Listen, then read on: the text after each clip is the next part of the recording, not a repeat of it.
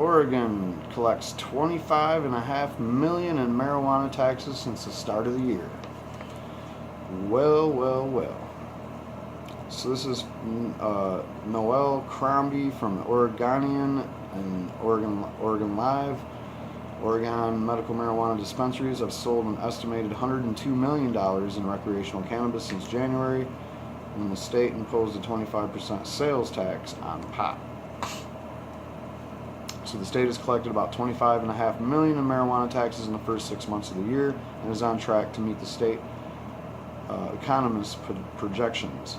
The latest figures released Monday by the Oregon Department of Revenue include the state of marijuana-infused edible sales. The products include a wide variety of snacks, sweets, and drinks, and were available to anyone 21 or older starting in June. The popularity of edibles was hard to project because it's difficult to measure the black market for them, said Mazen Malik, a senior state economist with the Office of Legislative Revenue. Consumers will buy from somebody on the street corner selling them infused Kit Kats. Consumers will not buy from somebody on the street corners. Still, he said officials expected to see a bump from edible sales.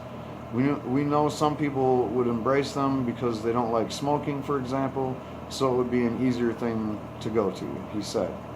Others would just want to try them because they're new and different and they want to see how they work. Or maybe they just are glad that they can finally sell them or whatever.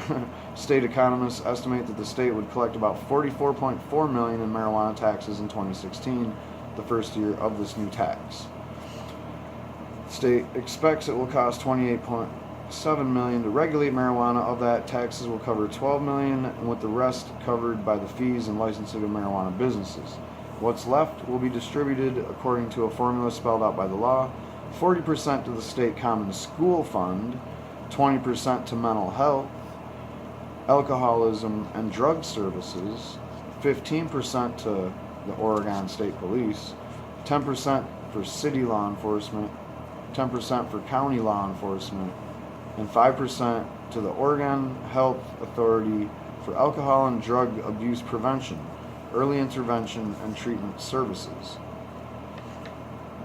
That breakdown is kind of interesting.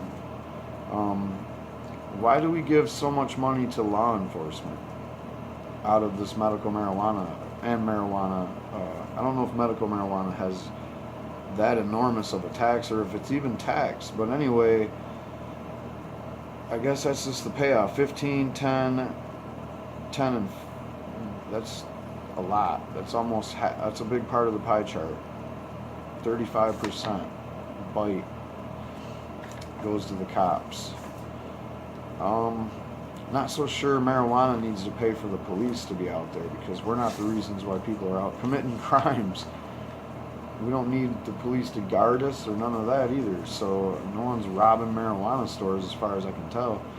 Oregon's medical marijuana stores have been allowed to sell a limited amount of cannabis flowers as well as starter marijuana plants and seeds to anyone 21 and older since October of 2015. Which is a little different than Michigan.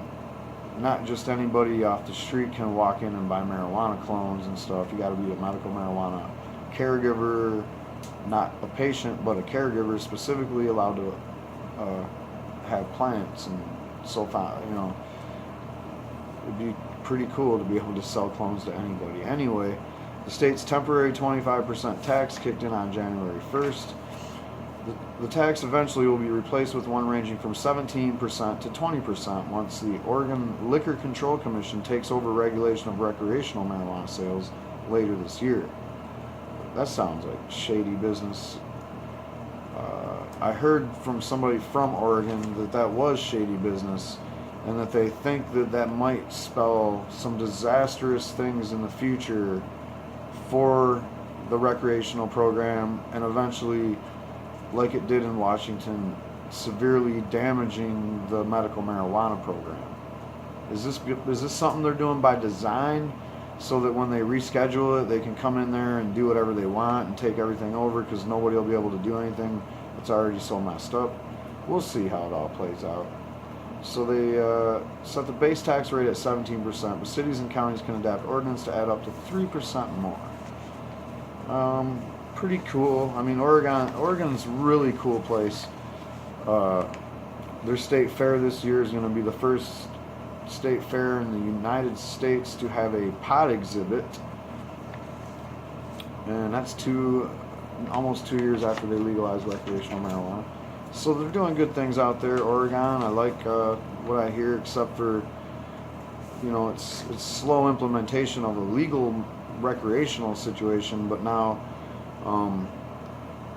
we'll see what the future holds, man. This Oregon Liquor Control Commission takeover doesn't sound good. We'll look into more of that and do a story about it later. But as far as the taxes go, my goodness, when are you other states like Michigan or can't find money to fix the roads or fix Flint, can't find money to fix some schools, has to hire emergency managers to shut people down?